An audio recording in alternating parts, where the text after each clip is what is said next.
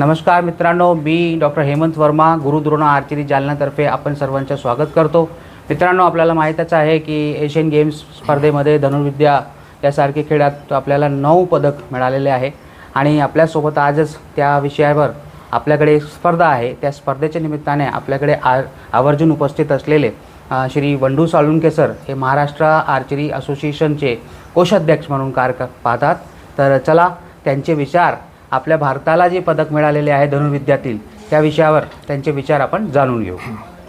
Sir धन्यवाद. Sir सुरुवातीला आपल्या भारतीय तिरंदाजी संघाचे जे सचिव आहेत प्रमोद चांदूरकर सर, त्यांचं उद्दिष्ट होतं की हर घर आर्चरी हर गाव आर्चरी.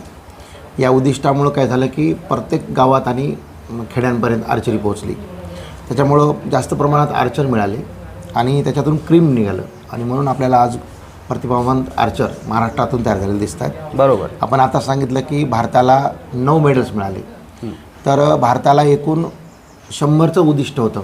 अब की बार 100 के पार असं पंतप्रधान म्हणायचे.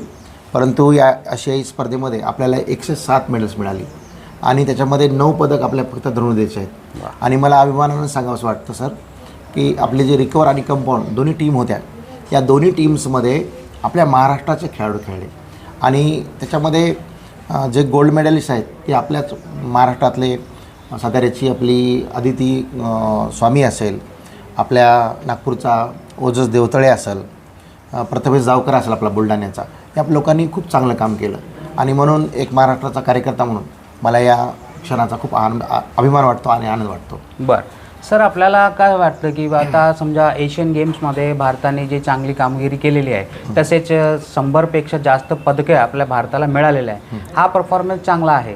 तर आपल्याला असं वाटतं की आपल्या राज्याला अजून जास्त पदक मिळाले पाहिजे की नाही? कारण जेव्हा आपण विचार करतो हरियाणासारखे, पंजाबसारखे राज्याच्या आणि त्यांची पदक तालिकामध्ये त्यांची जी उल्लेखनीय कामगिरी आहे त्या हिशोबाने आपण महाराष्ट्राला कुठे पाहतात?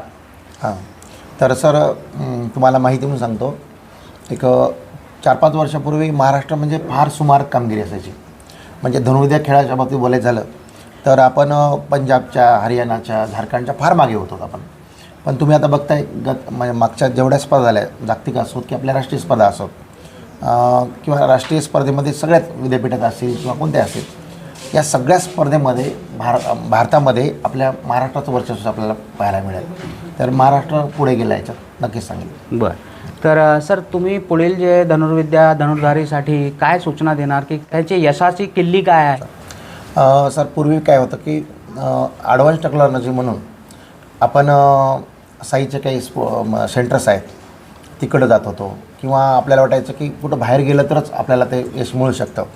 परंतु आपल्या महाराष्ट्रातल्याच कोचेसनी हे यश प्राप्त केल्यामुळं आता ती गरज राहिली नाही. तरी पण सर आता टेक्नॉलॉजी एवढी प्रगत झालेली आहे की स्पोर्ट्स सायन्स आलेले आणि त्याचे सेंटर पण आपल्या प्रत्येक राज्यामध्ये, राज्याच्या प्रत्येक विभागामध्ये उभे असणार आहेत आणि म्हणून स्पोर्ट्सला पुढे फार फ्युचर आहे. आणि म्हणून स्पोर्ट्सकरिता जे काही काम गव्हर्मेंट करतं, मग ते स्टेट गव्हर्मेंट असो की सेंट्रल गव्हर्मेंट असो, तर सध्याचा जो आपला आकडा वाढला आहे एशियन गेम्समध्ये, तर स्पोर्ट्सवर गव्हर्मेंटनं जास्त लक्ष दिलं याचा हा परिणाम दिसतो आणि म्हणून पुढे खेळायला खूप चांगले दिवस राहणार. बरं सर, तुमच्या जे मताप्रमाणे भारतामध्ये अजून भरपूर संधी आहे आणि कारण सायन्सचा वापर केलेल्याने अजून स्पोर्ट्सची डेव्हलपमेंट होत आहे. तर जे आपले रिकर्वचे आर्चर्स आहे, कारण त्यांच्या परफॉर्मन्स जर आपण कम्पेअर केला आपल्या कंपाऊंडच्या हिशोबाने, तर आपल्याला वाटतं की आपण कुठेतरी अजून ही थोडा मागे आहेत. ह्याच्यावर काय आपला मत आहे? हां, बरोबर आहे सर. आता आपल्याला कंपाऊंडमध्ये आपला जो ओजस देवतळे कुठल्याही जागतिक स्पर्धेमध्ये तो गोल्ड मारतो आहे, म्हणजे प्रथम येत होतो. मुलींमध्ये आपली अदिती काम करते चांगलं, किंवा आपली भारताची टीमच कंपाऊंडची चांगली आहे. बरोबर आहे. त्या कम्पेअरमध्ये आपण रिकवरमध्ये थोडंसं मागे आहोत. परंतु रिकवर पण आपले आता आपला प्रवीण जाधव असेल ऑलिम्पिक खेळाडू किंवा आपले अतनुदास असतील, हे लोक चांगलंच कामगिरी करत आहेत. पण तुलना केली तर रिकवरमध्ये अजून आपल्याला चान्सेस आहेत डेव्हलप होण्यासाठी. बरं, महाराष्ट्रातले जे खेळाडू आहे, आता आपल्या महाराष्ट्रातले यंग खेळाडू चमकू लागले सर. ऑलिम्पिक पदकपर्यंत आपल्या महाराष्ट्रातील खेळाडू आता जात आहे. तर तुम्ही जे पुढील जे काही टेक्नॉलॉजिकल ॲडव्हान्समेंट म्हणा किंवा अजून शासकीय स्तरावर कशा गोष्टीची गरज आहे की आपल्याला अजून पुढे नेता येईल ह्यांना?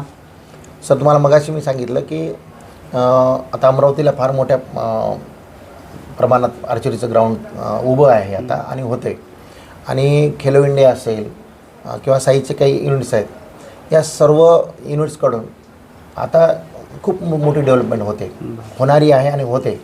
त्याच्यामुळं येणाऱ्या ऑलिम्पिकमध्ये, पूर्णच ऑलिम्पिकमध्ये भारताचं जे रिकामं खातं आहे ते भरून निघेल अशी अपेक्षा आहे सर. बरं, हे आपल्यासोबत होते श्रीमान बंडू साळुंके सर, महाराष्ट्र आर्चरी असोसिएशनचे ते खजिनदार आहेत. आणि मला हे सांगायचं आहे की धनुर्विद्यासारखे खेळात खूप प्रगती झालेली दिसते. आणि ह्याच्या मागचं कारण म्हणजे तो ब्रीद वाक्य, तो हर घर आर्चरी, घर घर आर्चरी हा आहे. कारण जेव्हापर्यंत घराघरात धनुर्विद्या, धनुष्यबाण हे पोहोचत नाही, तेव्हापर्यंत आपल्याला कुठल्याही प्रकारची जी यशाची जी गळ आहे ती दिसत नाही. म्हणून आजच्या आपल्यासोबत बंडू सर तुम्ही आले, तुमच्या खूप खूप धन्यवाद. आणि गुरुद्रोणा आर्चरीतर्फे सर्वांना शुभेच्छा. धन्यवाद सर. धन्यवाद.